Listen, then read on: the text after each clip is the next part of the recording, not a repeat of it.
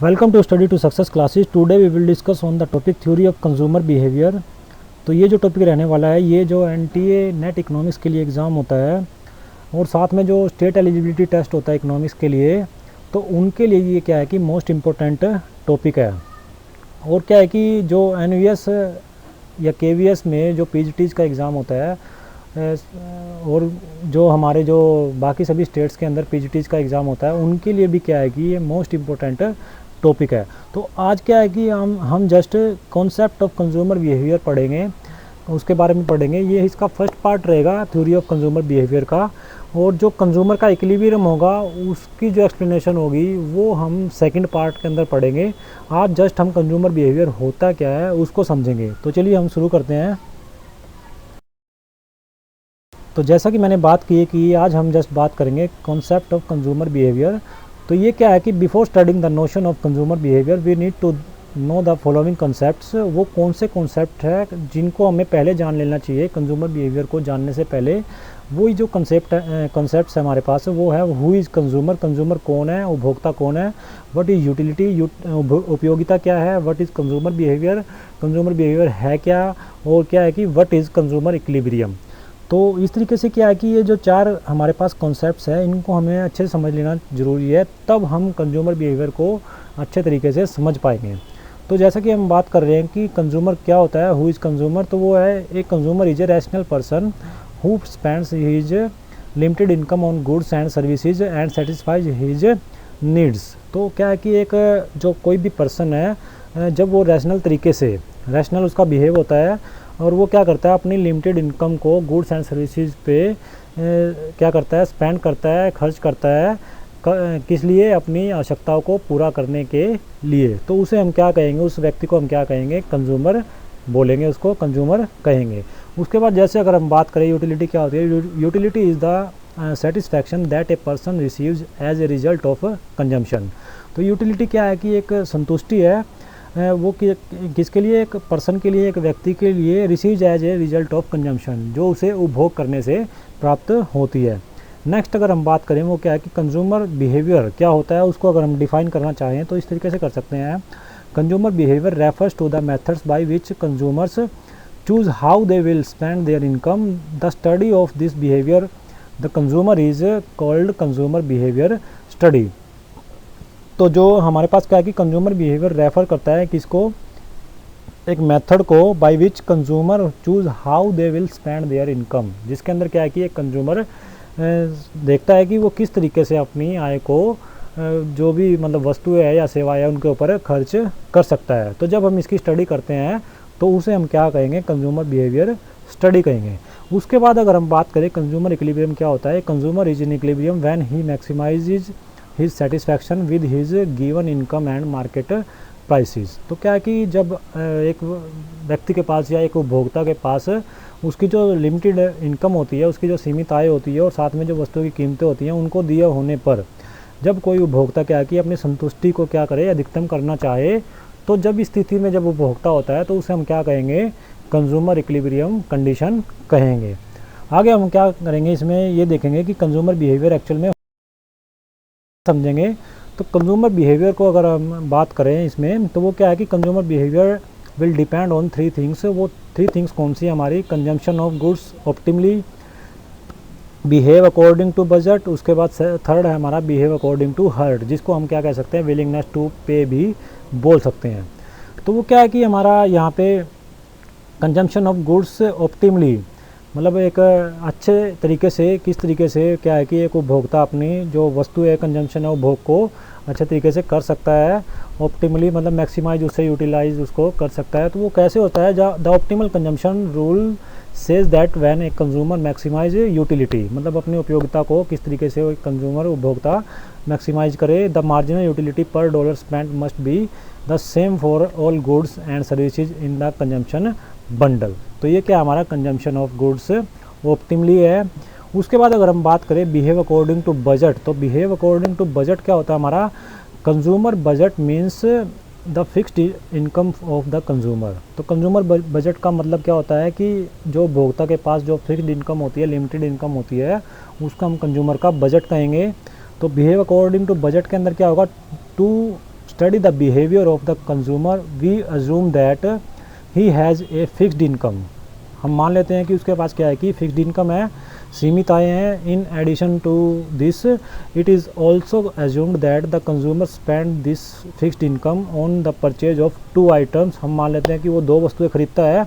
And the prices of those 2 items are already set which the consumer has knowledge of. मतलब कि क्या है कि उपभोक्ता को जो वस्तुएं खरीदनी है उनका उसको उसकी कीमतों का या फिर उन वस्तुओं का पहले से ही ज्ञान होता है उसके बारे में, उनकी वस्तुओं के बारे में. Suppose a consumer has a budget of 60 रुपी. उसके पास मान लिया कि 60 रुपी उसकी आय है या उसके पास लिमिटेड इनकम है, तो उससे हम उसका बजट कहेंगे.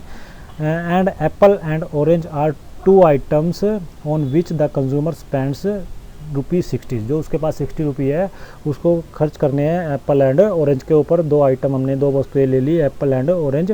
अब हमने ये भी मान लिया कि एप्पल की जो कॉस्ट है वो क्या है कि ₹2 पर यूनिट है और ऑरेंजेस की जो कॉस्ट है वो हमने मान लिया ₹1 पर यूनिट है. तो इस तरीके से क्या है कि वो बजट क्या कर सकता है, बिहेव करता है बजट के अकॉर्डिंग.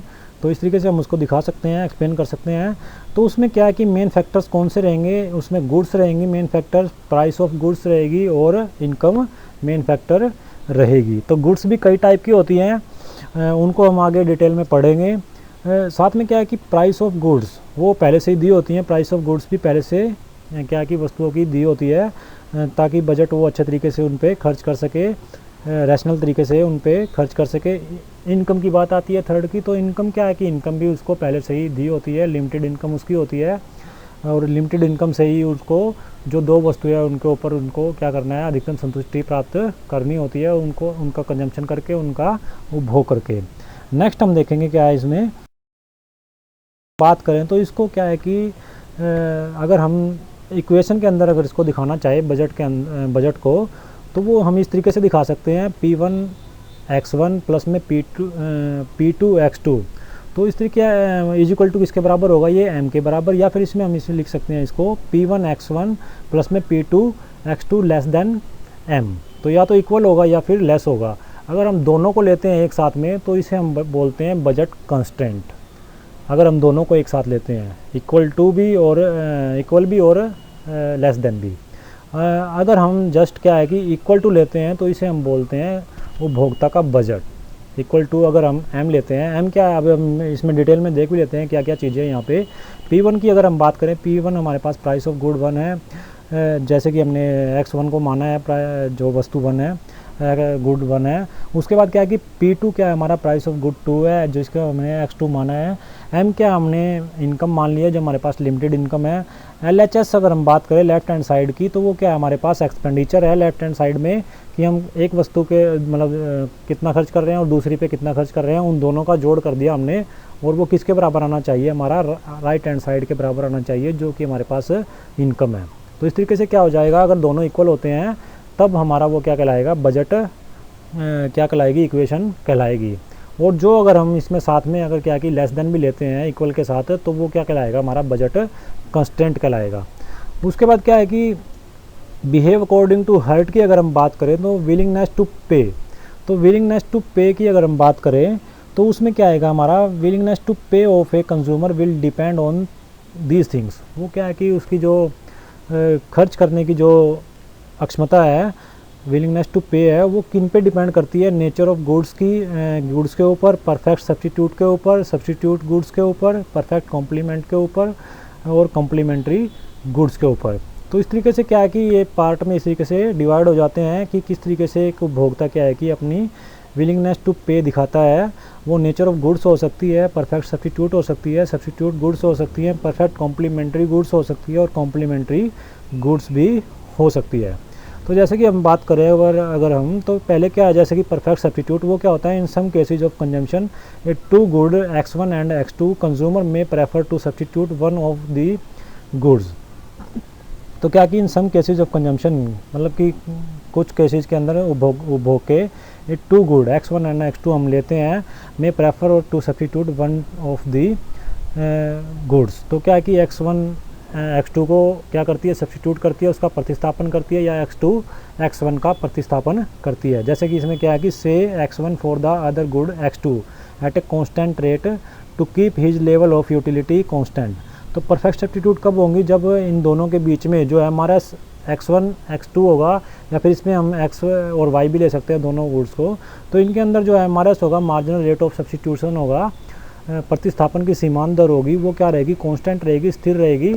तो एक सीधी लाइन हमारे पास आएगी इंडिफरेंस कर्व की, बिकॉज ऑफ MRS हमारा क्या है यहाँ पे कांस्टेंट है। तो इस कारण से क्या होगा, जो दोनों के बीच में अगर इस तरीके से एक सीधी लाइन आती है तो उसको हम बोलेंगे, उन वस्तुओं को हम बोलेंगे perfect substitute goods. For example क्या है कि C may always want to substitute one red pencil for one blue pencil, कि क्या है कि कोई जो लड़की है सी में ऑलवेज वांट टू, वो क्या कि हमेशा क्या है कि सब्स्टिट्यूट वन रेड पेंसिल, एक रेड पेंसिल को हमेशा क्या है कि एक ब्लू पेंसिल से क्या करना चाहती है, सब्स्टिट्यूट करना चाहती है, to keep herself on the same indifference curve. तो वो क्या है कि एक समान जो इंडिफरेंस कर्व है उसके ऊपर ही रहेगी, और उनका जो MRS होगा, मार्जिनल रेट ऑफ सब्स्टिट्यूशन होगा, वो क्या होगा, कांस्टेंट रहेगा।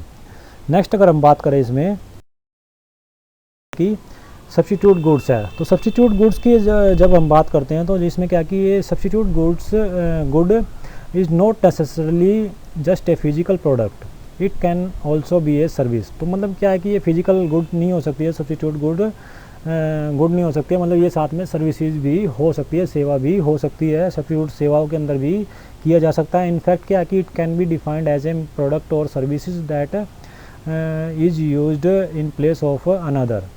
तो क्या है कि जब हम एक वस्तु को दूसरी वस्तु की जगह क्या करते हैं, प्रतिस्थापन कर देते हैं, तो इसको क्या बोलेंगे, सब्स्टिट्यूट गुड्स बोलेंगे। For example when the price of McDonald increases, McDonald जो बर्गर होता है उसका प्राइस अगर बढ़ जाता है, more customers may choose to go the Burger king.